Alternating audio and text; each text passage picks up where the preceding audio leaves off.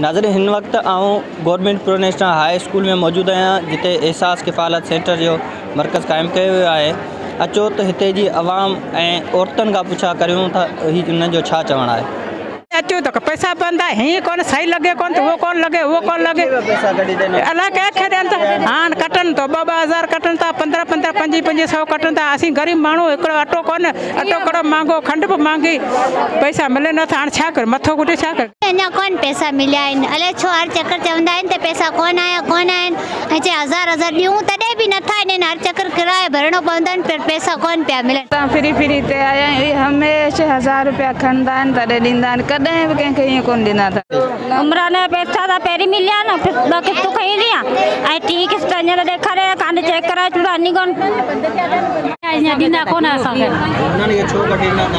असांखे चयो त चयो तव्हांजा अञा नेटर बंदि आहे चए अञा खुली कोन आहे। असां सवेर खां बीठा आहियूं 8 बजे खां 10-15 ॼणियूं आयूं कटी वयूं हलियूं पैसा असांखे अञा आसरे में बिहारे वेठा आहे नथो त भला ग़रीबनि खे मोकल ॾियण खे कोन आहे।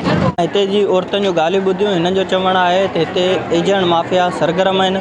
असां 2 ॾींहंनि खां हिते वेठल आहियूं पर असांजी केर बि न पियो ॿुधे न ई ज़िले इंतिज़ामिया पारां का सहूलियत फराहम कई वई आहे। हिते न छनो लॻायो वियो आहे न पाणी जी सहूलियत फराहम कई वई आहे।